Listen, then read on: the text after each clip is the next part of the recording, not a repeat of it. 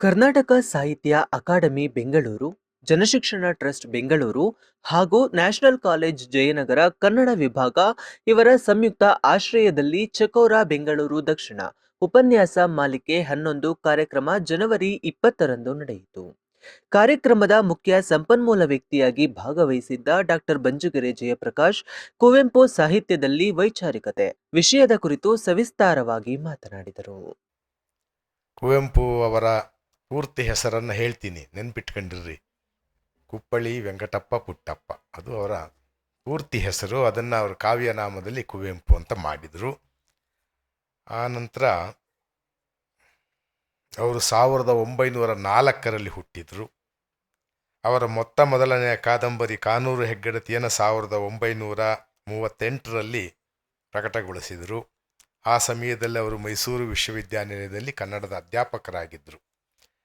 1949ರಲ್ಲಿ ಶ್ರೀ ರಾಮಾಯಣ ದರ್ಶನಂ ಮಹಾಕಾವ್ಯವನ್ನು ಪ್ರಕಟಣೆ ಮಾಡಿದರು. ಆನಂತರ 1964ರಲ್ಲಿ ರಾಷ್ಟ್ರಕವಿ ಪ್ರಶಸ್ತಿಯನ್ನು ಪಡೆದರು. 1967ರಲ್ಲಿ ಮಲೆಗಳಲ್ಲಿ ಮದುಮಗಳು ಕಾದಂಬರಿಯನ್ನು ಪ್ರಕಟಣೆ ಮಾಡಿದರು. 68ರಲ್ಲಿ ಭಾರತೀಯ ಜ್ಞಾನಪೀಠ ಪ್ರಶಸ್ತಿಯನ್ನು ಪಡೆದರು. 88ರಲ್ಲಿ ಪಂಪ ಪ್ರಶಸ್ತಿಯನ್ನು ಪಡೆದರು. 92ರಲ್ಲಿ ಕರ್ನಾಟಕ ರತ್ನ ಪ್ರಶಸ್ತಿಯನ್ನು ಪಡೆದರು. 1994 ನವೆಂಬರ್ 10ರಂದು ಅವರು ನಿಧನರಾದರು. ಇದು ಅವರ ಬದುಕಿನ ಒಂದು ಸ್ಥೂಲ ಚರಿತ್ರೆ. ಒಟ್ಟು 55 ಕೃತಿಗಳನ್ನು ಬರೆದಿದ್ದಾರೆ. ಅದರಲ್ಲಿ ಬಹಳ ಹೆಸರಾಂತ ಆಗಿರುವಂಥದ್ದು ಅವರು 2 ಮಹಾಕಾದಂಬರಿಗಳು. ಒಂದು ಕಾನೂರು ಸುಬ್ಬಮ್ಮ ಹೆಗ್ಗಡತಿ, ಈಗ ಬರೀ ಕಾನೂರು ಹೆಗ್ಗಡತಿ ಅಂತ ಹೇಳ್ತಾರೆ. ಇನ್ನೊಂದು ಮಲೆಗಳಲ್ಲಿ ಮದುಮಗಳು. ಈಚೆಗೆ ಅದು ಇಂಗ್ಲೀಷಿಗೂ ಕೂಡ ಅನುವಾದ ಆಗಿದೆ. ಏನಂತ ಅದು ವನಮಾಲ ವಿಶ್ವನಾಥ್ ಅವರು ಏನಂತ ಅನುವಾದ ಮಾಡಿದ್ದಾರೆ? ಅವರು ಹೆಸರು ಬ್ರೈಡ್ ಇನ್ ದ ಮೌಂಟೇನ್, ಆ ಥರ ಏನೋ ಮಾಡಿದ್ದಾರೆ. ಸಾರಿ, ಚಲುವೈನವ್ರ ಹೆಸರು ಹೇಳಲಿಲ್ಲ ಓಕೆ.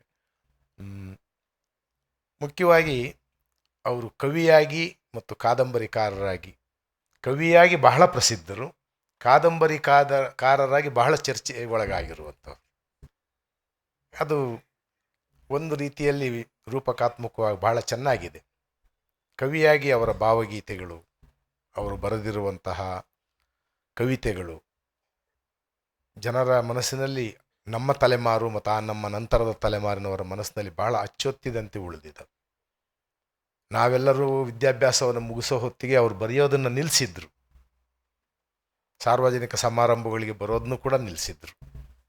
ಆದರೂ ಕೂಡ ನಾವು ಅವ್ರನ್ನ ಕಾಣೋದಕ್ಕೋಸ್ಕರವಾಗಿ ಅವ್ರ ಮನೆಗೆ ಹೋಗ್ತಿರ್ತಿದ್ವಿ, ಮೈಸೂರಲ್ಲಿ ಓದ್ತಾ ಇದ್ದವರು. ಆಗಲೂ ಕೂಡ ಅವ್ರು ಏನು ಮಾತಾಡ್ತಿರ್ಲಿಲ್ಲ, ಸುಮ್ಮನೆ ಬಂದಿರೋರನ್ನ ಗ್ರೀಟ್ ಮಾಡೋರು, ನಾವು ಮಾತಾಡಿಸ್ತಿದ್ವಿ. ಹಲವು ಸಲ ಹಲವು ಚಳುವಳಿಗಳಿಗೆ ಅವರ ಸಲಹೆಯನ್ನು ಕೇಳೋಕೆ ಹೋಗ್ತಿದ್ವಿ.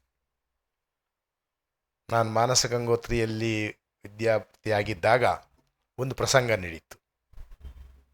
ನಿಮಗದೆಲ್ಲ ಗೊತ್ತಿರಲಿ ಅಂತ ಹೇಳ್ತಿದ್ದೀನಿ. ಮತ್ತು ಸ್ಟ್ರೈಟಾಗಿ ನಾನು ಪಾಠ ಮಾಡೋಕ್ಕೆ ಹೋದರೆ ನೀವೆಲ್ಲ ಈಗ ನನ್ನನ್ನು ಬೈಕೊಳ್ಳೋದು ಬದಲು ಕುವೆಂಪುನ ಬೈಕೊಳ್ಳೋಕೆ ಶುರು ಮಾಡ್ತೀರ. ಆದ್ದರಿಂದ ಈ ವಿಷಯಗಳು ಕೆಲವು ಹೇಳಿದರೆ ನಿಮಗೆ ಚೆನ್ನಾಗಿರುತ್ತೆ. ಆಗ ಆ ಸನ್ನಿವೇಶದಲ್ಲಿ ಒಂದು ಪತ್ರಿಕೆಯಲ್ಲಿ ಒಂದು ಇಂಟರ್ವ್ಯೂ ಪ್ರಕಟ ಆಗಿತ್ತು ಕುವೆಂಪು ಅವರದ್ದು. ಅವರು ಇಂಟರ್ವ್ಯೂಗಳು ಕೊಡ್ತಿದ್ದಿದ್ದು ಬಹಳ ಕಡಿಮೆನೇ, ಆದರೆ ಆ ಸಲ ಕೊಟ್ಟಿದ್ದರು. ಯಾವುದೋ ಒಂದು ವಿಶೇಷ ಸನ್ನಿವೇಶದಲ್ಲಿ, ದಸರಾಕ್ಕೋಸ್ಕರವೋ ಅಥವಾ ಇನ್ನೇನೋ ಆ ಥರದ ಹಿನ್ನೆಲೆಯಲ್ಲಿ ಯಾವಾಗಲೂ ಒಂದು ಇಂಟರ್ವ್ಯೂ ಕೊಟ್ಟಿದ್ದರು. ಅದರಲ್ಲಿ ಅವರ ಒಂದು ಮಾತಿತ್ತು ಆ ಇಂಟರ್ವ್ಯೂನಲ್ಲಿ ಬಂದಿದ್ದಂಥದ್ದು. ಹಿಂದೂನಂತಹ ಅನಿಷ್ಟ ಧರ್ಮ ಇನ್ನೊಂದಿಲ್ಲ ಅಂತ ಹೇಳಿಕೆ ಕೊಟ್ಟಿದ್ರು. ಅದನ್ನು ಆ ಪತ್ರಿಕೆಯವರು ಮುದ್ರಿಸ್ಬೇಕಾದ್ರೆ ಹಿಂದೂನಂತಹ ಕನಿಷ್ಠ ಧರ್ಮ ಇನ್ನೊಂದಿಲ್ಲ ಅಂತ ಮುದ್ರಿಸ್ಬಿಟ್ಟಿದ್ರು.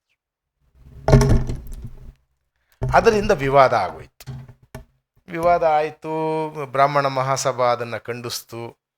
ನೀವು ಹಿಂದೂ ಅಲ್ಲ, ಹಿಂದೂನೇ ಬೈತೀರಾ ಅಂದಮೇಲೆ ಭಾರತ ದೇಶವನ್ನು ಬಿಟ್ಟು ಹೋಗಬೇಕು. ಅದರಿಂದ ಆ ಥರದ್ದೇನೋ ಒಂದು ಅವ್ರು ಮಾಡಿ, ಅದರಿಂದ ನಾವು ವಿದ್ಯಾರ್ಥಿಗಳು ಸಹಜವಾಗಿ ಪ್ರತಿಕ್ರಿಯಿಸಬೇಕಾಗಿ ಬಂತು. ಸ್ನಾತಕೋತ್ತರ ವಿಭಾಗದಲ್ಲಿದ್ದವರು 2 ವಿಷಯಗಳನ್ನು ನಾವು ಮಾತಾಡಬೇಕಾಗಿತ್ತು. ಒಂದು, ಕುವೆಂಪು ಅವರು ಹೇಳಿರುವಂತಹ ವಿಷಯಗಳು ಬಹಳ ಸರಿಯಾದುದಾಗಿತ್ತು, ಚಿಂತನಾರ್ಹವಾಗಿತ್ತು, ಆದ್ದರಿಂದ ಅದನ್ನು ನಾವು ಹೇಳಬೇಕಾಗಿತ್ತು. ಎರಡನೆಯದು, ಈ ಭಾರತ ದೇಶ ಅಂದರೆ ಯಾರಿಗೆ ಸೇರಿದ್ದು ಅನ್ನೋದ್ರ ಬಗ್ಗೆ ನಾವು ಒಂದು ವ್ಯಾಖ್ಯಾನವನ್ನು ಮಾಡಬೇಕಾಗಿತ್ತು. ನೀನು ಹಿಂದೂ ಅಲ್ಲ ಅಂದಮೇಲೆ ನೀನು ಭಾರತ ದೇಶವನ್ನು ಬಿಟ್ಟು ಹೋಗಬೇಕು ಅಂತ ಹೇಳಿದರೆ ಅರ್ಥ ಏನು? ಹಾಗಾದರೆ ಭಾರತ ದೇಶದಲ್ಲಿ ಎಷ್ಟು ಥರದ ಧರ್ಮಗಳವರಿದ್ದಾರೆ, ಧರ್ಮಗಳಿಗೆ ಸೇರದವರಿದ್ದಾರೆ. ಇಲ್ಲಿ ಬೌದ್ಧರಿದ್ದಾರೆ, ಸಿಖ್ರಿದ್ದಾರೆ, ಜೈನರಿದ್ದಾರೆ, ಮುಸ್ಲಿಮರಿದ್ದಾರೆ, ಕ್ರಿಶ್ಚಿಯನ್ರಿದ್ದಾರೆ, ಪಾರಸೀಕರಿದ್ದಾರೆ, ಜರತೃಷ್ಟಿಯನ್ನರೂ ಇದ್ದಾರೆ. ಇಷ್ಟೆಲ್ಲದರ ನಡುವೆ ನೀವು ಆ ರೀತಿಯಾಗಿ ದೇಶನ ಬಿಟ್ಟು ಹೋಗಬೇಕು ಅಂತ ನೀವು ಅವರಿಗೆ ಅವಮಾನ ಮಾಡ್ತಿದ್ದೀರಾ. ಅಷ್ಟೊತ್ತಿಗಾಗಲೇ ಅವರಿಗೆ ರಾಷ್ಟ್ರಕವಿ ಅನ್ನೋ ಹೆಸರು ಬಂದಿತ್ತು, ಆ ಪ್ರಶಸ್ತಿಯು ಕೂಡ ಬಂದಿತ್ತು. ರಾಷ್ಟ್ರಕವಿಯಾಗಿರುವಂತಹ ಅಷ್ಟು ದೊಡ್ಡ ಅಸ್ಮಿತೆಯಾಗಿರುವ, ಕನ್ನಡದ ಅಸ್ಮಿತೆಯಾಗಿರುವಂತಹ ಕುವೆಂಪು ಅವರಿಗೆ ನೀವು ಈ ರೀತಿಯಾಗಿ ಹೇಳ್ತಾ ಇರೋದು ಸರಿ ಇಲ್ಲ ಅಂತ ವಿರೋಧಿಸೋದಕ್ಕೆ ನಾವೊಂದು ವೇದಿಕೆಯನ್ನು ಕಟ್ಟಿದ್ವಿ, ವಿದ್ಯಾರ್ಥಿಗಳು. ಜಾತಿ ವಿನಾಶ ಆಂದೋಲನ ವೇದಿಕೆ ಅಂತ ಅದರ ಹೆಸರು. ದೇವನೂರು ಮಹಾದೇವ ಅವರು ಅದಕ್ಕೆ ಸಂಚಾಲಕರು, ನಾನು ವಿದ್ಯಾರ್ಥಿಗಳ ಕಡೆಯಿಂದ ಸಹ ಸಂಚಾಲಕ. ಈ ಸನ್ನಿವೇಶದಲ್ಲಿ ನಾವು ಕುವೆಂಪು ಅವರ ವಿಷಯವಾಗಿಯೇ ಈ ಹೋರಾಟವನ್ನು ಆರಂಭಿಸಿರೋದ್ರಿಂದ ಕುವೆಂಪು ಅವರ ಅಭಿಪ್ರಾಯವನ್ನು ಕೇಳಬೇಕು, ಇದ್ರ ಬಗ್ಗೆ ಅವ್ರು ಏನು ಹೇಳ್ತಾರೆ ಅಂತ ಅವ್ರ ಮನೆಗೆ ಹೋದ್ವಿ. ಅವ್ರ ಮನೆಗೆ ಹೋದಾಗ ನಾವು ವಿದ್ಯಾರ್ಥಿಗಳು ಉತ್ಸಾಹದಲ್ಲಿ ಬ್ರಾಹ್ಮಣರು ಅವ್ರನ್ನ ಹೆಂಗೆ ಬೈತಾ ಇದ್ದಾರೆ, ಯಾವ ರೀತಿ ಇದು ಮಾಡ್ತಾ ಇದ್ದಾರೆ, ಬ್ರಾಹ್ಮಣರು ಅದು ಇದು ಏನೇನೋ ಹೇಳಿದ್ವಿ. ಅವರೆಲ್ಲವನ್ನು ಕೇಳಿಸ್ಕೊಂಡ ಮೇಲೆ ಬಹಳ ಶಾಂತ ಚಿತ್ತರಾಗಿ, ವಿಚಾರಮತಿಗಳಾಗಿ ಅವ್ರು ಹೇಳಿದ್ದಿಷ್ಟೇನೆ, ನೋಡಿ, ಯಾವುದೇ ಜಾತಿಯನ್ನು ಅವಹೇಳನ ಮಾಡೋದು ಉಪಯೋಗ ಇಲ್ಲ. ಅದು ಬ್ರಾಹ್ಮಣರನ್ನಾಗಲಿ ಬೇರೆಯವರನ್ನಾಗಲಿ ನೀವು ಬೈಯುವುದರಿಂದ ಉಪಯೋಗ ಇಲ್ಲ. ಅದೇ ರೀತಿ ನೀವು ವಿದ್ಯಾರ್ಥಿಗಳಾಗಿ ಬೀದಿಗಿಳಿದು ಕಲ್ಲು ಹೊಡೆಯೋದು, ಇನ್ಯಾವುದೋ ಆಸ್ತಿ ಪಾಸ್ತಿಗೆ ಹಾನಿ ಮಾಡೋದು ಯಾವುದು ಕೂಡ ಸರಿಯಲ್ಲ. ನೀವು ಇಷ್ಟನ್ನು ಮಾಡಬಹುದು, ಮಾಡೋದೇ ಆದರೆ. ಇಲ್ಲದಿದ್ದರೆ ನಿಲ್ಲಿಸ್ಬಿಡಿ ಚಳುವಳಿನ. ಏನು ಮಾಡಬೇಕು? ನಾವು ಅವ್ರನ್ನ ಕೇಳಿದ್ವಿ, ನಾವೇನು ಮಾಡಬಹುದು? ಅವ್ರು ಹೇಳಿದರು, ಕುವೆಂಪು ಅವರು ಹೇಳಿದರು, ನೋಡಿ, ಜಾತಿ ವ್ಯವಸ್ಥೆ ವಿನಾಶ ಆಗಲಿ ಅಂತ ಬೇಕಾದರೆ ಹೇಳ್ರಿ. ಜಾತಿ ಅನ್ನೋದು ಕೆಟ್ಟದು, ಇಂಥ ಜಾತಿ ಅಂತಲ್ಲ, ಜಾತಿ ಅನ್ನೋದೇ ಕೆಟ್ಟದು, ಜಾತಿ ವ್ಯವಸ್ಥೆ ಅನ್ನುವುದೇ ಕೆಟ್ಟದು, ಅದರಿಂದ ಅದು ನಾಶ ಆಗಲಿ ಅಂತ ಹೇಳಬೇಕು. ಮತ್ತು ನಿಮಗಿಷ್ಟ ಇತ್ತು ಅಂತ ಹೇಳಿದರೆ ವಿಶ್ವಮಾನವರಾಗ್ರಿ ಅಂತ ನೀವು ನನ್ನ ಸಂದೇಶವನ್ನು ಬೇಕಾದರೆ ಎಲ್ಲರೂ ಹೇಳ್ಬೋದು. ಇದ್ರ ಹೊರತಾಗಿ ಬೇರೆ ಯಾವುದೇ ವಿಧಾನದಲ್ಲಿ ಯಾರಿಗೂ ಕೂಡ ಬೇಜಾರಾಗುವಂತೆ, ಆಗ್ರಹ ಉಂಟಾಗುವಂತೆ ನೀವು ನಡ್ಕೊಳ್ಬಾರ್ದು. ನಮಗೆ ಆಶ್ಚರ್ಯ ಆಗೋಯಿತು. ಯಾಕಂದರೆ ಕುವೆಂಪು ಅವರನ್ನು ಆ ಸನ್ನಿವೇಶದಲ್ಲಿ ಕೆಲವು ಸಂಘಟನೆಗಳವರು, ಅಂದರೆ ಸನಾತನ ಸಂಘಟನೆಗಳವರು ಮತ್ತು ಸಂಪ್ರದಾಯವಾದಿಗಳು, ಅದರಲ್ಲಿ ಬ್ರಾಹ್ಮಣ ಮಹಾಸಭಾವೂ ಸೇರಿತ್ತು, ಬಹಳ ಕೆಟ್ಟ ಮಾತುಗಳಲ್ಲಿ ಬೈತಾ ಇದ್ದರು, ಮತ್ತು ಹಂಗಿಸ್ತಾ ಇದ್ದರು, ಪತ್ರಿಕಾ ಹೇಳಿಕೆಯನ್ನು ಕೊಡ್ತಾ ಇದ್ದರು, ಗೋಡೆ ಬರಹಗಳನ್ನು ಕೂಡ ಮಾಡಿದ್ರು. ಇಂತಹ ಸನ್ನಿವೇಶದಲ್ಲಿ ಕುವೆಂಪು ಅವರು ನಾವು ಅವರನ್ನು ಬೈತೀವಿ ಅಂತ ನಾವು ಹೇಳಿದರೆ ಅದು ರೀತಿ ಬೈಕೊಡೋದು ಅಂತ ಹೇಳ್ತಿದ್ದಾರೆ ಅಂದರೆ ನಮಗೆ ಆಶ್ಚರ್ಯ ಆಗೋಯ್ತು. ಆಗ ಅವರು ಹೇಳಿದ್ದು, ನಿಮಗೆ ಏನಾದರೂ ಈ ವಿಷಯದಲ್ಲಿ ಸ್ಪಷ್ಟತೆ ಬೇಕು ಅಂತ ಇದ್ದರೆ ನನ್ನ 2 ಭಾಷಣಗಳಿವೆ, ಅವನ್ನು ಓದಿದ ನಂತರ ಮುಂದುವರಿಯಿರಿ ಅಂದರು. ನಾನು ನಿಮ್ಮನ್ನು ಹೆಂಗೆ ಕೇಳಿದ್ನೋ, ಕುವೆಂಪು ಅವ್ರ ಹೆಸರನ್ನು ಎಷ್ಟು ಜನ ಕೇಳಿದ್ದೀರಾ ಅಂತ, ನಾವು ಅಲ್ಲಿ ನಿಂತಿದ್ದಂತಹ ಎಲ್ಲ ಬೃಹಸ್ಪತಿಗಳನ್ನು ಕೇಳಿದರು, ನಿಮ್ಮಲ್ಲಿ ಎಷ್ಟು ಜನ ಆ 2 ಭಾಷಣ ಓದಿದ್ದೀರಾ? ನಾವು ಯಾರೂ ಓದಿರಲಿಲ್ಲ. ಕುವೆಂಪು ಅಂತ ಮಾತ್ರ ಗೊತ್ತಿತ್ತು ನಮಗೆ. ಕುವೆಂಪು ಕವಿ, ಕುವೆಂಪು ದೊಡ್ಡ ಕಾದಂಬರಿಕಾರ, ರಾಷ್ಟ್ರಕವಿ ಕುವೆಂಪು. ಅಂದರೆ ನಮ್ಮ ತಿಳುವಳಿಕೆ ಮತ್ತು ನಮ್ಮ ಆಲೋಚನೆ ಬರೀ ಅಭಿಮಾನದ ಮಟ್ಟದಲ್ಲಿತ್ತು. ಅದು ಆಲೋಚನೆಯಾಗಿ, ಅನುಭವವಾಗಿ ನಮಗೆ ತಿಳುವಳಿಕೆಯ ಭಾಗ ಆಗಿರಲಿಲ್ಲ. ಅದೇನೋ ಕಾರಣ, ಒಟ್ಟು ಕುವೆಂಪು ಅಂತ ಮೇಷ್ಟ್ರು ಹೇಳ್ತಾರೆ, ಟೆಕ್ಸ್ಟ್ ಬುಕ್ಕಲ್ಲಿರುತ್ತೆ, VC ಆಗಿದ್ದರಂತೆ, ರಾಷ್ಟ್ರಕವಿ ಅಂತೆ, ಇತ್ಯಾದಿ. ಏನೋ ಹೆಚ್ಚು ಅಂದರೆ ಅವ್ರದ್ದು 1-2 ಭಾವಗೀತೆಗಳು ಕೇಳಿಸ್ಕೊಂಡಿದ್ವಿ ಕಾಣುತ್ತೆ ನಾವು. ಒಂದು ಓ ನನ್ನ ಚೇತನ, ಇನ್ನೊಂದು ಜೈ ಭಾರತ ಜನನೀಯ ತನುಜಾತೆ. ಈ ಜೈ ಭಾರತ ಜನನೀಯ ತನುಜಾತೆ ಆಗಿನ್ನೂ ನಾಡಗೀತೆ ಅಂತ ಆಗಿರಲಿಲ್ಲ. ಅದನ್ನು ಸುಶ್ರಾವ್ಯವಾಗಿ ಬೇರೆ ಬೇರೆ ರೂಪಗಳಲ್ಲಿ ಹಾಡ್ತಾ ಇದ್ರು ಬೇರೆಯವರೆಲ್ಲ. ಅದು ಕನ್ನಡ ಸಾಮಾನ್ಯವಾಗಿ ರಾಜ್ಯೋತ್ಸವ ಸಮಾರಂಭಗಳಿತ್ತು ಅಂದರೆ ಜೈ ಭಾರತ ಜನನೀಯ ತನುಜಾತೆ ಇರ್ತಿತ್ತು. ಮತ್ತು ಎಲ್ಲಾದರೂ ಇರು, ಎಂತಾದರೂ ಇರು ಅನ್ನೋ ಥರದ ಕೆಲವು ಸ್ಲೋಗನ್ಗಳು ಕೂಡ ಇರ್ತಿದ್ವು. ಆಗ ಅವರು ನಮಗೆ ಹೇಳಿದ್ದು, ಎಮ್ಮೆ ಓದ್ತಿದ್ದಂಥ ಆ ವಿದ್ಯಾರ್ಥಿಗಳಿಗೆ ನಮಗೆ ಹೇಳಿದ್ದು, ಅವೆರಡು ಭಾಷಣಗಳನ್ನು ಓದಿ ಬನ್ನಿ. ಅದರೊಳಗಡೆ ನನ್ನ ವಿಚಾರಧಾರೆ ಏನು, ನನ್ನ ಚಿಂತನೆ ಏನು, ನಾನು ಏನಕ್ಕೋಸ್ಕರವಾಗಿ ವೈಚಾರಿಕ ಸಂಘರ್ಷ ನಡೆಸ್ತಾ ಇದ್ದೀನಿ, ನಿಮಗೆ ಅರ್ಥವಾಗುತ್ತೆ. ಅದು ಮೊದಲನೇ ವಿಷಯ. ಓದಿದ ನಂತರ ಬರಬೇಕು. ಎರಡನೆಯದು, ಯಾವುದೇ ಕಾರಣಕ್ಕೆ ಯಾರಿಗೂ ನೋವುಂಟಾಗುವಂತಹ ಹೇಳಿಕೆಗಳನ್ನಾಗಲಿ ಬೈಗಳನ್ನಾಗಲಿ ಬಳಸಕೂಡದು. ಹಂಗೆ ಬಳಸಿದರೆ ನೀವು ನನ್ನ ಹಿಂಬಾಲಕರು ಅಲ್ಲ, ಅಭಿಮಾನಿಗಳು ಅಲ್ಲ, ಅನುಯಾಯಿಗಳು ಅಲ್ಲ. ಅದು ಸಂಸ್ಕಾರ ಅಲ್ಲ, ಅದು ನಮ್ಮ ಸಂಸ್ಕೃತಿಗೆ ಸೇರಿದ್ದಲ್ಲ. ಯಾರನ್ನಾದರೂ ಬೈಯೋದು, ಅವಹೇಳನ ಮಾಡೋದು, ನೋಯುವಂತೆ ಮಾಡೋದು ನಮ್ಮ ಸಂಸ್ಕೃತಿಯೇ ಅಲ್ಲ. ಹಂಗಾರೆ ಆ ರೀತಿ ಬೈತಾ ಇರೋರ ಸಂಸ್ಕೃತಿ ಯಾವುದು? ಅದನ್ನೇನು ಅವ್ರು ಹೇಳಲಿಲ್ಲ. ಆ ರೀತಿಯಾಗಿ ನೀವು ಮಾಡಬಾರ್ದು. ಮೂರನೆಯದು, ಎಲ್ಲ ಹಂತಗಳಲ್ಲೂ ನೀವು ಅಹಿಂಸಾ ವ್ರತಧಾರಿಗಳಾಗಿರಬೇಕು. ಅಕಸ್ಮಾತ್ ಅವರು ನಿಮ್ಮ ಮೇಲೆ, ನೀವೇನಾದರೂ ಚಳುವಳಿ ಮಾಡ್ತಾ ಇದ್ದಾಗ ಅಥವಾ ಬೀದಿನಲ್ಲಿ ಕೂತಿದ್ದಾಗ, ಧರಣಿ ಮಾಡ್ತಾ ಇದ್ದಾಗ ಅವ್ರು ಬಂದು ನಿಮ್ಮ ಮೇಲೆ ಜಗಳ ಆಡಿದರೂ ಕೂಡ ನೀವು ಅಹಿಂಸಾ ರೂಪದಲ್ಲಿ ಮಾತ್ರವೇ ವರ್ತಿಸಬೇಕು ಅಂತ ಹೇಳಿದರು. ಅವರು ಆಗ ನಮಗೆ ಹೇಳಿದಂಥ ಎರಡು ಭಾಷಣಗಳ ಹೆಸರು, ಒಂದು ಅವರು 1938ರಲ್ಲಿ ಇದೇ ರೀತಿ ವಿದ್ಯಾರ್ಥಿಗಳನ್ನು ಉದ್ದೇಶಿಸಿ ಮಾತನಾಡಿದಂತಹ ಆತ್ಮಶ್ರೀಗಾಗಿ ನಿರಂಕುಶಮತಿಗಳಾಗಿ ಅನ್ನುವಂತಹ ಒಂದು ಭಾಷಣ.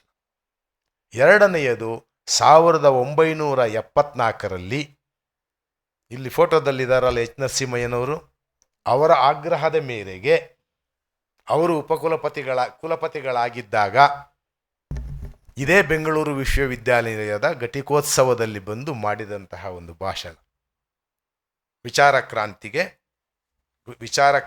ಆಹ್ವಾನ ಅಂತ.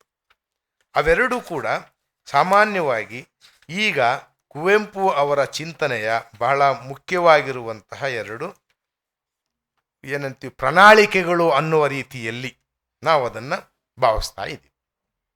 ಯಾಕೆ ಅಂತ ಹೇಳಿದರೆ, ಅವೆರಡರಲ್ಲಿ ಒಬ್ಬ ಕನ್ನಡಿಗನಾದವನು, ಆಧುನಿಕ ವ್ಯವಸ್ಥೆಗೆ ಸೇರಿರೋನು ಏನಾಗಬೇಕು ಅನ್ನುವ ವಿಷಯವನ್ನು ಮಂಡಿಸಿದ್ದಾರೆ. ಅದನ್ನು ಮಂಡಿಸಿರೋ ವಿಧಾನ ಕೂಡ ಭಾಳ ಚೆನ್ನಾಗಿದೆ. ಅದೊಂದು ಪ್ಯಾರವನ್ನು ನಿಮಗೆ ಓದಿ ಹೇಳ್ತೀನಿ ನೋಡಿ. ಆ ಭಾಷಣ ಮಾಡಬೇಕಾದ್ರೆ ವಿದ್ಯಾರ್ಥಿಗಳ ಎದುರುಗಡೆ ಹೇಳಬೇಕಾದ್ರೆ ಅವರು ಹೇಳೋದು, ಆತ್ಮಶ್ರೀಗಾಗಿ ನಿರಂಕುಶಮತಿಗಳಾಗಿ, ಶ್ರೀರಂಗಪಟ್ಟಣ ಅನ್ನುವಂಥ ಒಂದು ಸಣ್ಣ ಊರು ಅವಾಗ, ಅದು ಅಲ್ಲಿ ಮಾಡಿರೋ ಭಾಷಣ. ನಾನಿಲ್ಲಿ ಗುರುಸ್ಥಾನದಲ್ಲಿ ನಿಂತಿಲ್ಲ, ಕೇಳಿಸ್ಕೊಳ್ತಿದ್ದೀರಾ? ನಾನಿಲ್ಲಿ ಗುರುಸ್ಥಾನದಲ್ಲಿ ನಿಂತಿಲ್ಲ, ನೀವು ಶಿಷ್ಯಸ್ಥಾನದಲ್ಲಿ ಕುಳಿತಿಲ್ಲ.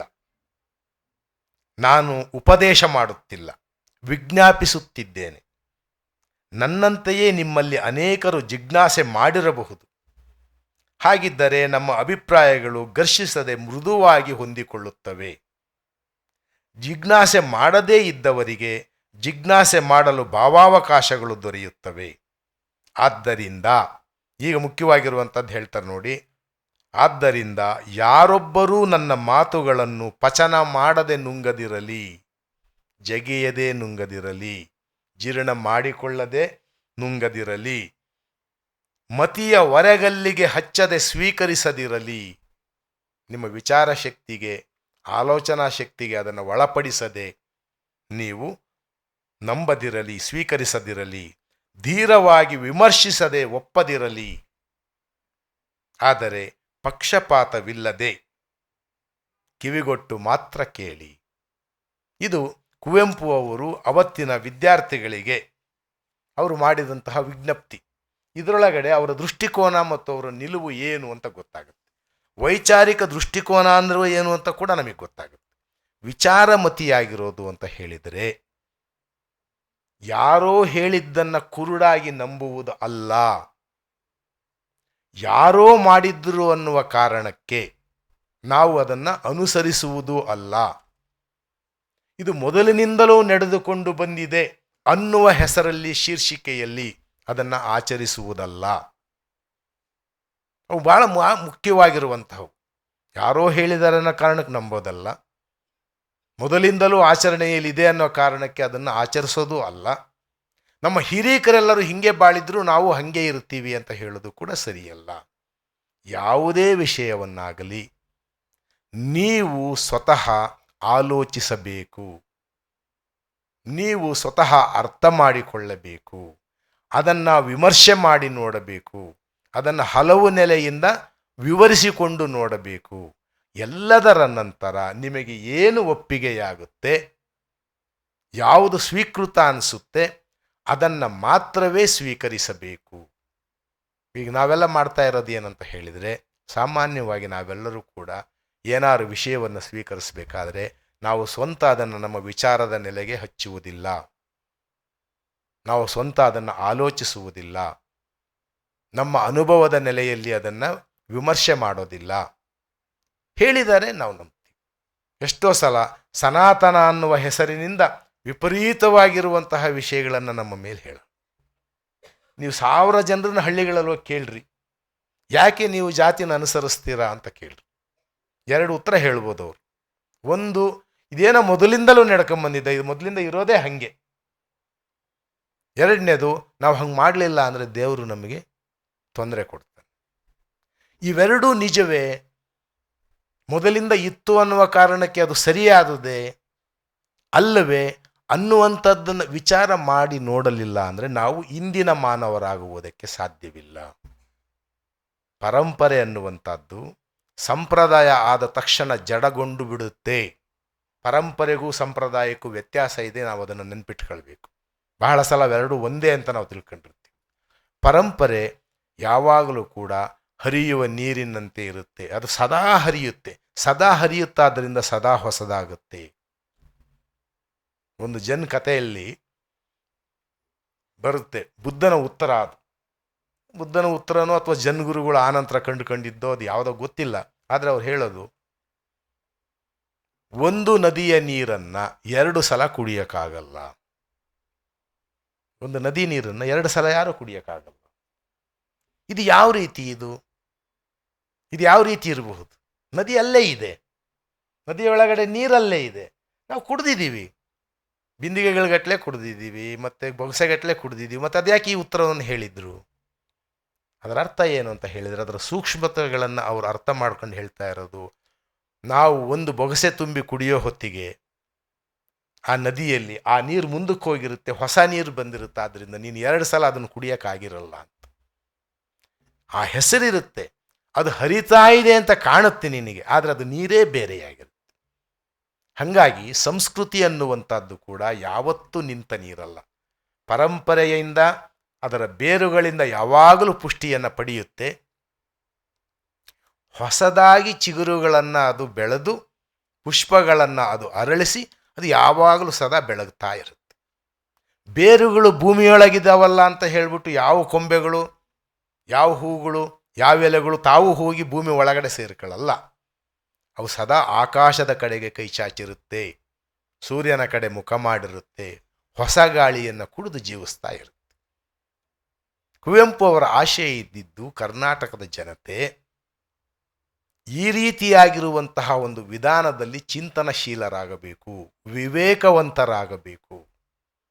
ಅನುಕರಣಾಶೀಲರಾಗೋದು ಬಹಳ ದೊಡ್ಡದೇನಲ್ಲ, ಅನುಕರಣಶೀಲರಾಗೋದು ಬಹಳ ದೊಡ್ಡದಲ್ಲ. ಕೆಲವನ್ನ ನಾವು ಯಾರೋ ಹೇಳಿದರು ಅಂತ ಕೇಳಿಸ್ಕೊಳ್ಳೋದು, ಕುರುಡಾಗಿ ನಂಬುವುದು ಬಹಳ ವಿಚಿತ್ರವಾಗಿರುವಂಥದ್ದು. ಬಹಳಷ್ಟು ಸಂಪ್ರದಾಯಗಳು ಆ ರೀತಿಯಾಗಿ ಬೆಳೆದು ಬಂದಿರೋದು. ಅವೆಲ್ಲವನ್ನು ಕೂಡ ವಿಚಾರದಲ್ಲಿ ಆಲೋಚಿಸಿ ಇದು ಅಗತ್ಯವೇ, ನಿಜವೇ ಅಂತ ಯಾರೂ ಪರಿಶೀಲಿಸಿರೋದು. ಅದಕ್ಕೆ ಒಂದು ಕತೆ ಆದರೆ ನೀವು ಕೇಳಿಸ್ಕೊಳ್ತೀರಾ ಅಂತ ಹೇಳ್ತಿದ್ದೀನಿ. ಒಬ್ಬರು ಭಾಳ ಸಾಂಪ್ರದಾಯಿಕವಾಗಿರುವಂತಹ ಸಂಪ್ರದಾಯಸ್ಥರಾಗಿರುವಂಥ ಕುಟುಂಬಸ್ಥರು ಇದ್ದರು. ಅವ್ರ ಮನೆಯಲ್ಲಿ ಅವ್ರ ತಂದೆ ತಿಥಿಯನ್ನು ವರ್ಷ ಮಾಡ್ತಾ ಇದ್ದರು. ತಿಥಿ ಮಾಡೋದೊಂದು ಪದ್ಧತಿ ಇದೆ, ಮಾಡ್ತಾ ಇದ್ರು. ಅವರು ಮನೆ ಒಳಗಡೆ ಒಂದು ಕಪ್ಪು ಬೆಕ್ಕು ಹಾಕಿದ್ರು. ಸಮಸ್ಯೆ ಏನು ಅಂತ ಹೇಳಿದರೆ, ಇವರು ತಿಥಿ ಮಾಡಿದಾಗ ಆ ಪಿತೃಗೆ ಅದನ್ನು ಇಟ್ಟು ನೈವೇದ್ಯ ಎಲ್ಲ ಅದನ್ನು ಆಗಿ ಅದೇನೋ ಶಾಸ್ತ್ರ ಎಲ್ಲ ಮುಗಿಯೋದ್ರೊಳಗಡೆ ಈ ಬೆಕ್ಕು ಬಂದ್ಬಿಟ್ಟು ಅದನ್ನ ಎಂಜಲು ಮಾಡೋದು, ಅಲ್ಲಿ ಇಲ್ಲಿ ಮುಟ್ಟೋದೆಲ್ಲ ಮಾಡ್ತಿದ್ರು. ಆದ್ದರಿಂದ ಅವ್ರು ಏನು ಮಾಡ್ತಿದ್ರು, ಪ್ರತಿ ಸಲ ತಿಥಿ ಮಾಡಬೇಕಾದ್ರೆ ಆ ಬೆಕ್ಕು ಬದುಕಿರೋವರೆಗೂ ಅದನ್ನು ಹಿಡಿದು ಒಂದು ಕಡೆ ಕಟ್ಟಾಕಿರು, ಒಂದು ಮೂಲೆಗೆ ಆ ಕಪ್ಪು ಬೆಕ್ಕನ್ನು ಹಿಡಿದು ಕಟ್ಟಾಕಿ ಆಮೇಲೆ ಬಂದು ತಿಥಿದೆಲ್ಲ ಏನೋ ಮಾಡೋರು. ಆ ಬೆಕ್ಕು ಸತ್ತೋಯ್ತು. ಬೆಕ್ಕು ಸತ್ತೋದ ಮೇಲೆ ಆ ಗೃಹಸ್ಥರು ಸತ್ತೋದ್ರು, ಪಾಪ ಅದ್ರ ಜೊತೆ ಕಾಲಾನುಕ್ರಮ ಸತ್ತೋದ್ರು. ಇದನ್ನೆಲ್ಲ ನೋಡ್ತಾ ಇದ್ದ ಮಗ ಒಬ್ಬ ಇದ್ದ. ಅವರು ಈ ಅಪ್ಪನ ತಿಥಿಯನ್ನು ಮಾಡೋಕ್ಕೆ ಶುರು ಮಾಡೋಕ್ಕೆ ಮೊದಲು ಅವನ ಮನೇಲಿ ಕಬ್ಬೆಕ್ಕಿಲ್ಲ. ಏನು ಮಾಡಬೇಕು? ಆ ಇಡೀ ಬೀದಿ ಹುಡುಕಿ ಅಕ್ಕಪಕ್ಕದ ಮನೆಯವ್ರನ್ನೆಲ್ಲ ಕೇಳಿ ಒಂದು ಕಬ್ಬೆಕ್ಕನ್ನ ಹಿಡ್ಕೊಂಬಂದು ಆ ಮನೆ ಮೂಲೆಯಲ್ಲಿ ಕಟ್ಟಾಕಿ ಆಮೇಲೆ ತಿಥಿ ಮಾಡಿದ್ನಂತೆ. ಯಾಕೆ ಅಂತ ಹೇಳಿದ್ರೆ ಅವರಪ್ಪ ಯಾಕೆ ಕಬ್ಬೆಕ್ಕೆ ಕಟ್ಟಾಕ್ತಿದ್ದ ಅವನಿಗೆ ಗೊತ್ತಿಲ್ಲ, ಕಟ್ಟಾಕ್ತಿದ್ದ ಅಂತ ಗೊತ್ತು. ಅದಕ್ಕೂ ಆಚರಣೆಗಿರೋ ಸಂಬಂಧ ಏನೋ ಅವನಿಗೆ ಗೊತ್ತಿಲ್ಲ. ಏನು ಅವರಪ್ಪ ಮಾಡಿದ್ದು ನೋಡಿದ್ದೆ ಎಂದೂ ಅವನಿಗೆ ಕೇಳಿಲ್ಲ, ಅಪ್ಪ ಈ ಕಬ್ಬಕ್ಕೆ ನೀ ಯಾಕೆ ಕಟ್ಟಾಕ್ತೀಯ, ಅಥವಾ ಅವನು ಆಲೋಚಿಸೂ ಇಲ್ಲ ಈ ಕಬ್ಬಕ್ಕೆ ನಮ್ಮಪ್ಪ ಯಾಕೆ ಕಟ್ಟಾಕ್ತಿದ್ದ. ಆದ್ದರಿಂದ ಅದೇನಾಯಿತು, ಅವನು ಮೊಮ್ಮಗ ಬರೋ ಹೊತ್ತಿಗಂತೂ ಕಪ್ಪು ಬೆಕ್ಕುಗಳಿಗೆ ಭಾಳ ಡಿಮ್ಯಾಂಡ್ ಶುರುವಾಗೋಯ್ತು. ತಿಥಿ ಯಾರದೇ ಮಾಡಬೇಕಾದ್ರೂ ಒಂದು ಕಪ್ಪು ಬೆಕ್ಕಿರಬೇಕು ಅಂತ ಹೇಳಿ. ಸಂಪ್ರದಾಯಗಳು ಅಂದರೆ ಹೀಗೆ ನೆಲೆಗೊಂಡು ಬಿಡುತ್ತವೆ. ಯಾವುದೋ ಕಾಲದಲ್ಲಿ ಯಾಕೋ ಒಂದು ಸನ್ನಿವೇಶದಲ್ಲಿ ಯಾವುದೋ ಅನಿವಾರ್ಯತೆಗೆ ಏನೋ ಸಂಭವಿಸಿರುತ್ತೆ ಅಥವಾ ಏನೋ ನಡೀತಾ ಬಂದಿರುತ್ತೆ. ಅದನ್ನು ನಾವು ವಿಮರ್ಶೆ ಮಾಡದೆ, ಅವಲೋಕನ ಮಾಡದೆ ಮಾಡ್ತಾ ಹೋದರೆ ಅದನ್ನು ನಾವು ಕುರುಡು ಆಚಾರ ಅಂತ ಕರಿತೀವಿ. ಆ ಕುರುಡು ಆಚಾರಗಳು ನಮ್ಮಲ್ಲಿ ಬಹಳಷ್ಟು ಜನಕ್ಕೆ ಬೆಳೆದು ಬಂದುಬಿಟ್ಟಿದ್ದಾವೆ. ಕುವೆಂಪು ಅವರಿಗಿದ್ದಂತಹ ದೊಡ್ಡ ಆಶಯ ಏನು ಅಂತ ಹೇಳಿದರೆ, ವಿಚಾರಮತಿಗಳಾಗ್ರಿ, ಆತ್ಮಶ್ರೀಗಾಗಿ ನಿಮ್ಮ ಆತ್ಮ ಸಂಪನ್ನ ಆಗಬೇಕು ಅಂತ ಹೇಳಿದರೆ, ಆತ್ಮಶ್ರೀ ಅಂದರೆ ಬೇರೆ ಶ್ರೀಗಳು ಭಾಳ ಇದ್ದಾವೆ. ಸಂಪತ್ತನ್ನು ಶ್ರೀ ಅಂತಾರೆ. ಶ್ರೀ ಅಂತ ಹೇಳಿದರೆ ಲಕ್ಷ್ಮಿ ಅಂತ ಹೇಳಿ. ಶ್ರೀ ಅಂದರೆ ಲಕ್ಷ್ಮಿ. ದುಡ್ಡಿನ ಸಂಪತ್ತು ಬೇರೆ, ಆಸ್ತಿ ಸಂಪತ್ತು ಬೇರೆ, ಅಧಿಕಾರದ ಸಂಪತ್ತು ಬೇರೆ, ಕೀರ್ತಿಯ ಸಂಪತ್ತು ಎಲ್ಲ ಶ್ರೀಗಳೇ. ಆತ್ಮ ಅಂತ ಒಂದು ಇದೆಯಲ್ಲ, ಆ ಆತ್ಮ ಅನ್ನುವಂಥದ್ದು, ಮನಸ್ಸಾಕ್ಷಿ ಅನ್ನುವಂಥದ್ದು, ಅದೊಂದು ಶ್ರೀ. ಅದು ಅನಿರ್ಬಂಧಿತವಾಗಿರಬೇಕು. ಆತ್ಮಶ್ರೀಗಾಗಿ ನಿರಂಕುಶ ಮತಿಗಳಾಗಿ, ಅಂದರೆ ಅಂಕುಶವಿಲ್ಲದೆ ಇರಬೇಕು. ಅಂಕುಶ ಅಂದರೆ ಯಾವುದು? ಸಮಾಜದಲ್ಲಿ ಮನುಷ್ಯ ಹುಟ್ಟಬೇಕಾದರೆ ಭಾಳ ಪ್ಲೇನ್ ಸ್ಲೇಟ್ ಥರ ಹುಟ್ಟುತ್ತಾನೆ. ಅವನು ನಿಚ್ಚಳವಾಗಿರುವ ಕಪ್ಪು ಹಲಗೆ ಹುಟ್ಟಿದಾಗ. ಕುವೆಂಪು ಅವನು ಹೇಳ್ತಾನೆ, ಮನುಷ್ಯ ಹುಟ್ಟುತ್ತಲೇ ವಿಶ್ವಮಾನವನಾಗಿ ಹುಟ್ಟುತ್ತಾನೆ, ಬೆಳೆಯುತ್ತಾ ಬೆಳೆಯುತ್ತಾ ಗಲ್ಲಿ ಮಾನವನಾಗುತ್ತಾನೆ ಅಂತ. ಬೀದಿನೂ ಅಲ್ಲ, ಅವನು ವಟಾರದ ಮಾನವ ಆಗೋಗ್ತಾನೆ ಕಡೆಗೆ ಬರ್ತಾ ಬರ್ತಾ ಬರ್ತಾ. ಹುಟ್ಟುತ್ತಾ ಅವನು ಕ್ಲೀನ್ ಸ್ಲೇಟ್. ಅವನು ಹುಟ್ಟಿದ ನಂತರ ಹೇಳ್ತಾರೆ ಇವರ ಅಪ್ಪ ಅಮ್ಮ ಇದು ಆಯಿತು, ಅದನ್ನು ಬರೆದ್ರು. ಅದ್ರ ಮೇಲೆ ನೆಕ್ಸ್ಟ್ ಹೇಳಿದರು ಇವನಿಂದ ಜಾತಿ, ಅದನ್ನು ಬರೆದ್ರು. ಆಮೇಲೆ ಹೇಳಿದರು ಇವನಿಂಥ ಮತ, ಇವನಿಂಥ ವರ್ಗ, ಇವನಿಂಥ ಇದು, ಇವನು ದಡ್ಡ, ಇವನು ಜಾಣ, ಇವನು ಎಲ್ಲದನ್ನು ಸೇರಿಸ್ತಾ ಹೋಗಿ. ಇವು ಅಂಕುಶಗಳು. ಈಗ ಮನುಷ್ಯ ದಾಟಿ ನಡೆಯಲಾಗದಿರುವ ವಿಷಯಗಳಾಗೋಗುತ್ತೆ. ಏನಂದರೆ ನಿನ್ನ ಕುಟುಂಬದ ವಿಷಯ, ನಿನ್ನ ಜಾತಿಯ ವಿಷಯ, ನಿನ್ನ ಧರ್ಮದ ವಿಷಯ ಇತ್ಯಾದಿಗಳೆಲ್ಲವೂ ಇವು ಅಂಕುಶಗಳು. ಅಂದರೆ ಈ ಅಂಕುಶಗಳು ಸದಾ ತಿವಿತಿರ್ತವೆ. ನನ್ನ ಜಾತಿಯವರು ಅದನ್ನು ಮಾಡ್ಬೋದೋ ಮಾಡಬಾರ್ದು, ನನ್ನಂಥ ಕುಟುಂಬದವ್ರು ಇದನ್ನು ಮಾಡ್ಬೋದೋ ಮಾಡಬಾರ್ದು, ನನ್ನಂಥ ಧರ್ಮದವ್ರು ಇದನ್ನು ಮಾಡ್ಬೋದೋ ಮಾಡಬಾರ್ದು. ಆದ್ದರಿಂದ ಅವನ ವಿಚಾರಕ್ಕೆ ಸಂಕೋಲೆಗಳು ಮೆತ್ತಿಕೊಂಡಿರುತ್ತವೆ. ಆದ್ದರಿಂದ ವಿಚಾರ ಅನ್ನುವಂಥದ್ದು ನಲಿಗಿ ಇವನು ಒಂಥರ ಯಾಂತ್ರಿಕವಾಗಿ ವರ್ತಿಸ್ತಾನೆ. ಅದು ಬಹಳ ವಿಷಯದಲ್ಲಿ ನಡೆಯುತ್ತೆ. ನೀವೆಲ್ಲ ಈಗಲೂ ಕೂಡ ನಿಮ್ಮ ಸ್ವಂತಕ್ಕೆ ಎಷ್ಟು ಜನ ಬಟ್ಟೆ ಹಾಕಿ ಕೇಳ್ತಿರೋ ನನಗೆ ಗೊತ್ತಿಲ್ಲ. ನೀವು ಬಟ್ಟೆ ಹಾಕ್ಕೊಳ್ಳೋದೇನೆ ಇನ್ನೊಬ್ರು ಯಾರಾದರೂ ಮೆಚ್ಕೊಂಡು ಹೋಗಲಿದ್ರೆ ನಿಮಗೆ ಸಂತೋಷ ಆಗುತ್ತೆ, ಅದಕ್ಕೋಸ್ಕರನೇ ನೀವು ಹಾಕ್ಕೊಳ್ಳೋದು. ಅದು ಒಂದು ಏನು ವಿಪರೀತವಾಗಿರೋ ಪ್ರವೃತ್ತಿ. ಅದು ನಾವು ನಮ್ಮ ಸಂತೋಷಕ್ಕೆ, ನಮ್ಮ ಅನುಕೂಲಕ್ಕೆ ಯಾವ ಆಹಾರ ಬೇಕು, ಯಾವ ಉಡುಪಿರಬೇಕು, ಯಾವ ರೀತಿ ಇರಬೇಕು ಅಂತ ಆಲೋಚನೆಗಿಂತ ಬೇರೆಯವರು ಯಾವುದನ್ನು ಮೆಚ್ಚುತ್ತಾರೆ, ಬೇರೆಯವರು ಯಾವುದನ್ನು ಹೊಗಳ್ತಾರೆ, ಅಥವಾ ಬೇರೆಯವರು ಯಾವುದನ್ನು ಬೈಯಲ್ಲ ಅದನ್ನು ಮಾತ್ರ ಮಾಡಬೇಕು. ಆದ್ದರಿಂದ ಅವರು ವಿದ್ಯಾರ್ಥಿಗಳಿಗೆ ಕರೆ ಕೊಟ್ಟಿದ್ದು, ವಿದ್ಯಾವಂತರಾಗಿದ್ದೀರಾ, ಆಧುನಿಕ ವಿದ್ಯಾವಂತರು. ನೀವು ಈಗ ಹೇಳ್ತೀರ ನಮ್ಮ ಅಪ್ಪ ಅಮ್ಮ ಹೇಳಿದ್ದಿದ್ದು ಹಿಂಗೆ, ನಮ್ಮ ತಾತ ಅಜ್ಜಿ ಹೇಳಿದ್ದಿದ್ದು ಹಿಂಗೆ, ನಾವು ಹಂಗೆ ಇರ್ತೀವಿ ಅಂತ. ಹಂಗೆ ನಿಮ್ಮ ವಿದ್ಯೆಗೆ ಏನು ಬೆಲೆ ಬಂತು? ಮನುಷ್ಯ ಅವಾಗಲೂ ಕೂಡ ಅವನಿಗೆ ಬೇಕಾಗಿರುವಂತಹ ಸಮಯ ಸಾಧಕತನವನ್ನೇ ತೋರಿಸೋದು. ನಿಮ್ಮ ತಾತ ಪಿಳ್ಜುಟ್ಟು ಬಿಟ್ಕೊಂಡಿದ್ರು, ಮತ್ತು ನೀನು ಯಾಕಪ್ಪ ನೀನು ಕ್ರಾಪ್ ಮಾಡ್ಕೊಂಡಿದ್ದೀಯಾ, ನಿಮ್ಮ ತಾತನ ಥರನೇ ಯಾಕೆ ಪಿಳ್ಜುಟ್ಟು ಬಿಟ್ಕೊಂಡಿಲ್ಲ? ಉತ್ತರ ಹೇಳೋದು. ನಿಮ್ಮ ಅಜ್ಜಿ ಯಾವತ್ತೂ ಲಿಪ್ಸ್ಟಿಕ್ ಹಚ್ಚಿರಲಿಲ್ಲ ಕಣಮ್ಮ, ನೀನು ಯಾಕಮ್ಮ ಲಿಪ್ಸ್ಟಿಕ್ ಹಚ್ಕೊಂಡಿದ್ದೀಯಾ? ಫೇಶಿಯಲ್ ಯಾವತ್ತೂ ಮಾಡಿಸೇ ಇರಲಿಲ್ಲ ಕಣಮ್ಮ ನೀನು. ಅದೆಲ್ಲ ಪರವಾಗಿಲ್ಲ. ಅವ್ರು ಯಾವತ್ತೂ ಚೂಡಿದಾರ ಹಾಕಿರಲಿಲ್ಲ, ಅವರು ಸ್ಕರ್ಟು ಲಂಗನೂ ಹಾಕಿರಲಿಲ್ಲ. ಅವ್ರಿಗೆ 9 ವರ್ಷಕ್ಕೆ ಮದುವೆ ಮಾಡಿದ್ರು ಕಣಮ್ಮ, ನೀನು ಆಗ್ತೀಯಾ? ಇಲ್ಲ, ಅದು ಆಗಲ್ಲ. ಮತ್ತು ಹಂಗಿದ್ದಾಗ ಆ ಕಾಲವೇ ಬೇರೆ, ಆ ಕಾಲದಲ್ಲಿ ನಡೆದಂಥ ಒಂದು ಪದ್ಧತಿ ಆ ರೀತಿ ಇತ್ತು. ಆದ್ದರಿಂದ ಅವರು ಈ ರೀತಿ ವರ್ತಿಸ್ತಿದ್ರು ಅಂತ ಕೆಲವು ಸಾಮಾಜಿಕವಾದ ಸಾಂಸ್ಕೃತಿಕವಾದ ವಿಷಯಗಳನ್ನು ನೀನು ಯಾಕೆ ಆಚರಿಸ್ತೀಯ? ಅದರೊಳಗೆ ನಿನ್ನ ಸ್ವಂತ ಚಿಂತನೆ ಎಲ್ಲಿ? ನಿನ್ನ ಆಲೋಚನೆ ಎಂದಾದರೂ ನೀನು ಮರು ಪ್ರಶ್ನೆ ಹಾಕಿದೀಯಾ? ಇದು ಯಾಕೆ, ಇದು ಹೇಗೆ? ಯಾವುದೇ ವಿಚಾರವಾದ ಅನ್ನೋದು, ಯಾವುದೇ ವೈಚಾರಿಕತೆ ಅನ್ನೋದು ಯಾವಾಗಲೂ ಎಲ್ಲಿಂದ ಬರುತ್ತೆ? ವೈಚಾರಿಕತೆಗಿರುವಂತಹ ತಳಹದಿ ಮೂರು. ಒಂದು ಸ್ವಂತ ಆಲೋಚನೆ, ಎರಡನೇದು ಸ್ವಂತ ಅನುಭವ, ಮೂರನೇದು ಸ್ವಂತ ಅಭಿವ್ಯಕ್ತಿ. ಈ ಮೂರನ್ನು ಯಾರು ಅಳವಡಿಸ್ಕೊಳ್ತಾರೆ, ಇದು ನನ್ನ ಸ್ವಂತದ ಆಲೋಚನೆ, ಇದು ನನ್ನ ಸ್ವಂತ ತಿಳುವಳಿಕೆ, ಇದರಿಂದ ನಾನು ಈ ರೀತಿಯಾಗಿ ವರ್ತಿಸ್ತೀನಿ ಅಂತ ಯಾರು ಹೇಳ್ತಾರೆ ಅವನು ವಿಚಾರವಾದಿಯಾಗಿದ್ದಾನೆ. ಇಲ್ಲ ಅಂತ ಹೇಳಿದರೆ ಅವನು ಅವಿಚಾರಮತಿಯಾಗಿದ್ದಾನೆ. ಆದ್ದರಿಂದಲೇ ಅವ್ರು ಹೇಳಿದ್ದು ಯಾವಾಗಲೂ ಆ ಮತದ ಈ ಮತದ ಹಳೆ ಮತದ ಸಹವಾಸ. ಒಂದು ಮತದ ಬಗ್ಗೆ ಹೇಳಲಿಲ್ಲ ಅವರು, ಆ ಮತದ ಈ ಮತದ ಹಳೆ ಮತದ ಸಹವಾಸ. ಸಾಕಿನ್ನು ಬನ್ನಿರೈ ಮನುಜ ಮತಕ್ಕೆ. ಮನುಷ್ಯ ಅನ್ನೋದು ಒಂದು ಮತ ಇದೆ, ಮನುಷ್ಯರದ್ದೇ ಒಂದು ಪದ್ಧತಿ ಇದೆ. ಮನುಷ್ಯತ್ವ ಅನ್ನೋದೇ ಅದಕ್ಕೆ ತಳಹದಿಯಾಗಿದೆ, ಮಾನವೀಯತೆ ಅನ್ನೋದೇ ಅದರ ತಳಹದಿಯಾಗಿದೆ. ಆ ಮಾನವೀಯತೆಯ ತಳಹದಿಗೆ, ಆ ಮನುಜ ಮತಕ್ಕೆ ನೀವು ಬನ್ನಿ. ಆ ಮನುಜ ಮತ ಎಲ್ಲಿ ಓಡಾಡುತ್ತೆ?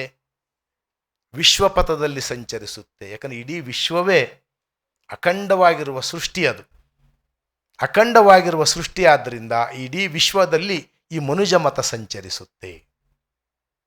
ಕುವೆಂಪು ಅವರು ಎಷ್ಟು ಚೆನ್ನಾಗಿ ಹೇಳಿದರು ಅಂದರೆ, ಆ ಮತದ ಈ ಮತದ ಹಳೆ ಮತದ ಸಹವಾಸ, ಸಾಕಿನ್ನು ಬನ್ನಿರೈ ಮನುಜ ಮತಕ್ಕೆ. ಅವ್ರು ಹೇಳಿದ್ದು, ಪ್ರಪಂಚದಲ್ಲಿ ಎಷ್ಟು ಜನ ಇದ್ದಾರೋ ಅಷ್ಟು ಮತಗಳಿರಲಿ, ಮತ ಅನ್ನುವುದು ಮೌಢ್ಯವಾಗದಿರಲಿ, ಸಿಲಕದಿರಿ ಮತವೆಂಬ ಮೋಹದ ಜ್ಞಾನಕ್ಕೆ. ಮೋಹದ ಅಜ್ಞಾನ ಅದು, ಅಜ್ಞಾನದ ಮೋಹ ಅದು, ಅದಕ್ಕೆ ಸಿಲುಕದಿರಿ. ನೀವು ಮಾಡಬೇಕಾಗಿರೋದೇನು? ಎಲ್ಲವನ್ನ ಓದಿ. ಯಾವುದೇ ಪುಸ್ತಕ ಪರಮ ಪೂಜ್ಯವಾದ ಏಕೈಕ ಗ್ರಂಥವಾಗಬಾರದು ಭೂಮಿ ಮೇಲೆ. ಇದು ನನ್ನ ಧರ್ಮಕ್ಕೆ ಸೇರಿದ್ದು ಅನ್ನೋ ಕಾರಣಕ್ಕೆ ಅದು ಪೂಜ್ಯ ಆಗೋದಾಗಲಿ, ಇದು ನನ್ನ ಧರ್ಮಕ್ಕೆ ಸೇರಿಲ್ಲ ಅನ್ನುವ ಕಾರಣಕ್ಕೆ ಅದು ಅಮಾನ್ಯ ಆಗೋದಾಗಲಿ, ಅಗೌರವಕ್ಕೊಳಗಾಗೋದಾಗಲಿ ಆಗ್ಕೂಡ್ದು. ಪರಮ ಪೂಜ್ಯವಾಗಿರುವ ಏಕೈಕ ಗ್ರಂಥ ಅನ್ನೋದು ಈ ಭೂಮಿ ಮೇಲೆ ಇರಬೇಕಾದ್ದಿಲ್ಲ. ಯಾವುದಿರಬೇಕು? ಎಲ್ಲ ಗ್ರಂಥಗಳು ಪೂಜ್ಯವೇ. ನೀನು ಯಾವುದನ್ನು ಗೌರವಿಸ್ತೀಯ? ನಾನು ಎಲ್ಲವನ್ನ ಓದಿ ನೋಡಿ ನನಗೆ ಒಪ್ಪಿಗೆಯಾಗಿದ್ದು ಮೆಚ್ಚುಗೆಯಾಗಿದ್ದನ್ನು ನಾನು ಗೌರವಿಸ್ತೀನಿ. ನನಗೆ ಒಪ್ಪಿಗೆ ಆಗಿಲ್ಲದಿರೋದನ್ನು ಸುಮ್ಮನೆ ಪೂಜ್ಯ ಅನ್ನುವ ಕಾರಣಕ್ಕೆ, ಈ ಹಿಂದಿನಿಂದ ಪೂಜಿಸಿದ್ದಾರೆ ಅನ್ನೋ ಕಾರಣಕ್ಕೆ ನಾನು ಪೂಜಿಸೋದಕ್ಕೆ ಸಾಧ್ಯ ಇಲ್ಲ. ಆದ್ದರಿಂದ ಈ ಜಗತ್ತಿನಲ್ಲಿ ಸಾಮಾನ್ಯವಾಗಿ ಎಷ್ಟು ಜನ ಇದ್ದಾರೋ ಅಷ್ಟು ಮತಗಳಿರಲಿ. ಒಂದು ಮತ ಅಲ್ಲ. ಮತ ಅನ್ನುವುದು ಜನಗಳನ್ನು ಗುಂಪು ಕೂಡಿಸಿ ಹಠ ಮಾಡಿ ಇನ್ನೊಬ್ಬರನ್ನು ಅವಹೇಳನ ಮಾಡಿ ಅವರ ಮೇಲೆ ಏನನ್ನೋ ಸಾಧಿಸೋದಕ್ಕೋಸ್ಕರವಾಗಿ ಇರುವಂತಹ ಒಂದು ದುಕ್ಕೂಟ ಆಗಬಾರದು. ದರ್ಶನ ಕೊಡೋದಕ್ಕೆ ಇರುವಂತಹ ಒಂದು ಸಾಧ್ಯತೆ ಆಗಬೇಕು. ದರ್ಶನ ಅಂತ ಹೇಳಿದರೆ ನಮಗೆ ಕಂಡು ಬಂದಂತಹ ಒಂದು ಕಾಣಿಕೆ, ತಿಳುವಳಿಕೆ. ಅದು ದರ್ಶನ ಅಂತ ಹೇಳ್ತೀವಿ ನಾವು ಯಾವಾಗಲೂ. ಅವನ ದಾರ್ಶನಿಕ ಅಂತೀವಿ. ದಾರ್ಶನಿಕ ಅಂದರೆ ಪ್ರತಿಯೊಬ್ಬರೂ ಕೂಡ ಆಯಾ ಕಾಲಘಟ್ಟಕ್ಕೆ ಹಲವು ದಾರ್ಶನಿಕರು ಬಂದು ಹೋಗಿದ್ದಾರೆ. ಬುದ್ಧ ಒಬ್ಬ ದಾರ್ಶನಿಕ, ಮಹಾವೀರ ಒಬ್ಬ ದಾರ್ಶನಿಕ, ಗುರುನಾನಕ್ ಒಬ್ಬ ದಾರ್ಶನಿಕ. ಆ ರೀತಿಯಾಗಿ ಹಲವು ದಾರ್ಶನಿಕರು ಬಂದು ಹೋಗಿದ್ದಾರೆ. ಅವರ ಅನುಭವಕ್ಕೆ, ಅವರ ಆಲೋಚನೆಗೆ, ಅವರ ಸನ್ನಿವೇಶಕ್ಕೆ ಸೂಕ್ತವಾಗಿರೋದೆಷ್ಟನ್ನೋ ಹೇಳಿದ್ದಾರೆ. ನಾವು ಮಾಡಬೇಕಾಗಿರೋದೇನು? ಅದರಲ್ಲಿ ನಮಗೆ ಈಗಲೂ ಕೂಡ ಒಳಿತು ಅನಿಸೋದನ್ನು ಆಯ್ಕೆ ಮಾಡಿಕೊಳ್ಬೇಕು. ನಮಗೆ ನಮ್ಮ ಕಾಲಕ್ಕೆ ಬೇಕಾಗಿರುವಂತಹ ಒಂದು ದರ್ಶನವನ್ನು ನಾವು ರೂಢಿಸಿಕೊಳ್ಳಬೇಕು. ಅದು ವೈಚಾರಿಕ ಬುದ್ಧಿ ಮತ್ತು ವೈಜ್ಞಾನಿಕವಾದ ದೃಷ್ಟಿ. ವಿಜ್ಞಾನ ಅನ್ನೋದು ಇವತ್ತು ಪ್ರಪಂಚವನ್ನು ಆಳ್ತಾ ಇದೆ. ಆ ಪ್ರಪಂಚವನ್ನು ಆಳ್ತಾ ಇರೋದು ವಿಜ್ಞಾನ. ಆದ್ದರಿಂದ ಆ ವಿಜ್ಞಾನದಲ್ಲಿರೋದು ವಿಚಾರವೇ. ಯಾವುದೇ ವಿಷಯವನ್ನು ಅದು ಪರಿಶೀಲನೆ ಮಾಡುತ್ತೆ. ಇದು ಹೆಂಗೆ ಸೃಷ್ಟಿಯಾಗಿದೆ, ಯಾಕೆ ಅಸ್ತಿತ್ವದಲ್ಲಿದೆ, ಹೆಂಗೆ ನಾಶ ಆಗುತ್ತೆ. ಅದನ್ನು ಬರೀ ನಂಬಿಕೆ ಆಧಾರದಲ್ಲಿ ಅದು ಮಾಡೋದಿಲ್ಲ, ಪ್ರಯೋಗಗಳಿಂದ ಮಾಡುತ್ತೆ. ಆ ಪ್ರಯೋಗ ಅನ್ನುವುದನ್ನು ಸತ್ಯ ಅಂತ ನಾವು ಹೇಳ್ತೀವಿ. ಯಾಕಂದರೆ ಅದನ್ನು ಯಾರು ಮಾಡಿದರೂ ಕೂಡ ಅದೇ ವಿಷಯ ಬರುತ್ತೆ. ಅದನ್ನು ಕುವೆಂಪು ಅವರು ಕವಿತೆಯಲ್ಲಿ ಹೇಳ್ತಾರೆ, ಆ ನಿಲುವನ್ನು, ವಿಜ್ಞಾನ ದೃಷ್ಟಿ ಮತ್ತು ವೈಚಾರಿಕ ದೃಷ್ಟಿ ಅಂದರೆ ಏನು ಅಂತ. ಯಾವ ಕಾಲದ ಶಾಸ್ತ್ರವೇನು ಹೇಳಿದರೇನು, ಯಾವ ಕಾಲದ ಶಾಸ್ತ್ರ ಏನು ಹೇಳಿದರೇನು, ಎದೆಯ ದನಿಗೂ ಮಿಗಿಲು ಶಾಸ್ತ್ರವಿಹುದೇನು, ಎದೆಯ ದನಿಗೂ ಮಿಗಿಲು ಶಾಸ್ತ್ರವಿಹುದೇನು. ಮನಸ್ಸಾಕ್ಷಿಗಿಂತ ದೊಡ್ಡ ಶಾಸ್ತ್ರ ಯಾವುದೂ ಇಲ್ಲ. ಯಾವ ಕಾಲದ ಶಾಸ್ತ್ರ ಏನಾದರೂ ಹೇಳಿರಲಿ, ನಿನ್ನ ಮನಸ್ಸಾಕ್ಷಿ, ನಿನ್ನ ಮನಸ್ಸಿನ ದನಿ ಏನು ಹೇಳ್ತಾ ಇದೆ ನೋಡು. ಎಂದೋ ಮನು ಬರೆದಿಟ್ಟು ದಿಂದೆ ಮಗೆ ಕಟ್ಟೇನು. ಯಾಕೆ ನಾವು ಹಿಂಗೆ ಮಾಡ್ತಿದ್ದೀವಿ? ಮನುಧರ್ಮಶಾಸ್ತ್ರದಲ್ಲಿ ಹೇಳಿದೆ, ಗರುಡ ಪುರಾಣದಲ್ಲಿ ಹೇಳಿದೆ, ಇನ್ನೇನು ಈ ಥರದ ಹೆಸರುಗಳನ್ನ ಹೇಳ್ತಾ ಇರ್ತೀವಿ, ಅದರೊಳಗೆ ಹಂಗೆ ಹೇಳಿದೆ ಆದ್ದರಿಂದ ಹಂಗೆ ಮಾಡ್ತೀವಿ ಅಂತ. ಅದಕ್ಕೆ ಎಂದೋ ಅದನ್ನು ಭಾಳ ನೆನ್ಪಿಟ್ಕೊಳ್ಬೇಕು. ಭಾಳ ಜನ ವ್ಯಾಲಿಡ್ ಮಾಡೋದು ಹೆಂಗೆ ಅಂದರೆ, ಬಹಳ ಹಿಂದೆ ಬರೆದಿರೋದು ಸಾರ್ ಅದು ಅಂತ. ಬಹಳ ಹಿಂದೆ ಬರೆದಿರೋದೊಂದೇಟಿಗೆ ಅದು ಪವಿತ್ರ ಆಗಬೇಕು ಅಂತಿಲ್ಲ, ಮಾನ್ಯ ಆಗಬೇಕು ಅಂತಿಲ್ಲ. ಹಿಂದಿನದೇ ನಿಜ ಅಂತ ಹೇಳಿದರೆ ನೀನು ಇಂದು ಬದುಕಿಲ್ಲ ಅಂತ ಆಗುತ್ತೆ. ಹಿಂದಿನದೇ ನಿಜ ಅಂತ ಹೇಳಿದ್ರೆ ನೀನು ಇಂದು ಬದುಕಿರೋದಕ್ಕೆ ಅರ್ಥ ಇಲ್ಲ ಅಂತ ಆಗುತ್ತೆ. ಆದ್ದರಿಂದ ಎಂದೋ ಮನು ಬರೆದಿಟ್ಟು ದಿಂದೆ ಮಗೆ ಕಟ್ಟೇನು, ನಿನ್ನೆದೆಯ ದನಿಯೇ ಋಷಿ. ಋಷಿ ಅಂದರೆ ಯಾರು? ತಪಸ್ ಮಾಡಿರ್ತಾನೆ, ಆಲೋಚನೆ ಮಾಡಿರ್ತಾನೆ, ವಿಚಾರಗಳನ್ನು ಮಾಡಿ ಆಲೋಚಿಸಿ ಕೆಲವು ವಿಷಯಗಳನ್ನು ಮನುಕುಲಕ್ಕೋಸ್ಕರವಾಗಿ ಹೇಳ್ತಾ ಇರ್ತಾನೆ. ಅವನು ಯಾರು? ನಿನ್ನೆದೆಯ ದನಿಯೇ ನಿನಗೆ ಋಷಿ. ಹೆಸರಾಂತನಾಗಿರೋ ಋಷಿ ಅಲ್ಲ, ಸಪ್ತರ್ಷಿಗಳಲ್ಲ, ಇನ್ಯಾವುದೋ ಋಷಿಯೂ ಅಲ್ಲ. ನಿನ್ನ ಎದೆಯ ದನಿಯೇ ನಿನಗೆ ಋಷಿ, ಮನು ನಿನಗೆ ನೀನು. ಮನು ಅಂದರೆ ಶಾಸ್ತ್ರಕಾರ. ಆ ಶಾಸ್ತ್ರಕಾರ ಸಮಾಜಕ್ಕೆ ಬೇಕಾಗಿರುವ ಕಾನೂನನ್ನು ನೀನು ಬರೆದಿಟ್ಟಿದ್ದಾನೆ ಅಂತ ಹೇಳಿದಂಗೆ ಇವತ್ತಿಗೆ ನಾವೇ ಮನು ಅಂದರೆ ಮನುಷ್ಯನೂ ಕೂಡ. ಆ ಮನುಷ್ಯನೇ ನಿಜವಾಗಲೂ ಮನು. ಆದ್ದರಿಂದ ಗುಡಿ ಚರ್ಚು ಮಸಜೀದುಗಳ ಬಿಟ್ಟು ಹೊರ ಬನ್ನಿ. ಯಾಕೆ ಹೊರ ಬರಬೇಕು? ಗುಡಿ ಚರ್ಚು ಮಸಜೀದುಗಳ ಅಂದರೆ ಬಡತನವ ಬುಡಮಟ್ಟ ಕೀಳೋದಕ್ಕೋಸ್ಕರವಾಗಿ ಬರಬೇಕು. ಇದು ಕುವೆಂಪು ಅವರ ಬಹಳ ಮುಖ್ಯವಾಗಿರುವಂತಹ ವಿಷಯ ಆಗಿತ್ತು. ಅವರು ತಮ್ಮ ಆಲೋಚನೆಗೆ, ತಮ್ಮ ಅನುಯಾಯಿಗಳಿಗೆ ಕೊಟ್ಟಂತಹ ಪಂಚಮಂತ್ರಗಳು ಯಾವುದು ಅಂತ ಹೇಳಿದರೆ, ಮನುಜ ಮತ, ವಿಶ್ವಪಥ, ಸರ್ವೋದಯ, ಸಮನ್ವಯ ಮತ್ತು ಪೂರ್ಣದೃಷ್ಟಿ. ಇವು 5 ಅವರ ಪಂಚಮಂತ್ರಗಳು. ಮನುಜ ಮತ, ವಿಶ್ವಪಥ, ಸರ್ವೋದಯ, ಸಮನ್ವಯ ಮತ್ತು ಪೂರ್ಣದೃಷ್ಟಿ. ಇವು 5 ಮಂತ್ರಗಳು. ಅದಕ್ಕೆ ಸಪ್ತಸೂತ್ರಗಳನ್ನು ಹೇಳಿದ್ದಾರೆ. ನಾವಿಲ್ಲಿ ಆಧುನಿಕ ಕಾಲಘಟ್ಟದಲ್ಲಿ ಬದುಕಬೇಕಾದರೆ ಏನನ್ನು ಆಚರಿಸಬೇಕು? ಮೊದಲನೇದು, ಮನುಷ್ಯ ಜಾತಿ ತಾನೊಂದೇ ಒಲಂ ಅಂತ ನಂಬಬೇಕು. ಪಂಪ ಹೇಳಿರೋಂಥ ಮಾತದು ಅವನ ಕಾವ್ಯದಲ್ಲಿ. ಮನುಷ್ಯ ಜಾತಿ ತಾನೊಂದೇ ಒಲಂ. ಮನುಷ್ಯ ಎಲ್ಲೇ ಹುಟ್ಟಿರಲಿ ಒಂದೇ ಜಾತಿ ಅವನು. ಅದು ಮನುಕುಲ, ಅದು ಮನುಜಾತಿ, ಅದು ಮನುಷ್ಯ ಜಾತಿ. ಎರಡನೆಯದು, ವರ್ಣಾಶ್ರಮ ಅನ್ನುವಂಥದ್ದು, ಭೇದ ವಿಭಜನೆ ಅನ್ನುವಂಥದ್ದು ಸಂಪೂರ್ಣವಾಗಿ ತೊಲಗಬೇಕು. ಎಲ್ಲ ದೇಶಗಳ ಮತಗಳ ಜಾತಿ ಪದ್ಧತಿ ಅನ್ನುವುದು ನಾಶ ಆಗಬೇಕು.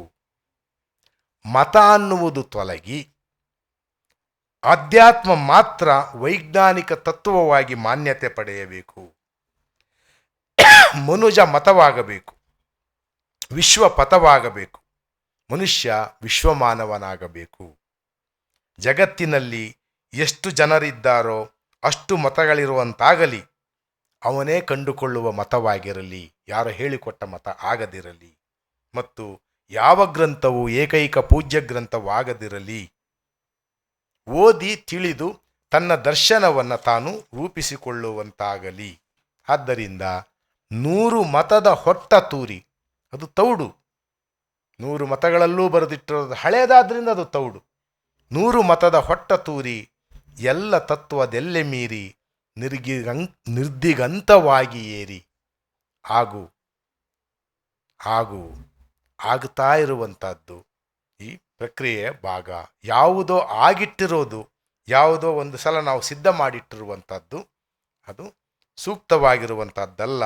ನಮಗೆ ನಾವೇ ಒಂದನ್ನು ಕಂಡುಕೊಳ್ಳಬೇಕು ಅನ್ನೋದು. ಆದ್ದರಿಂದ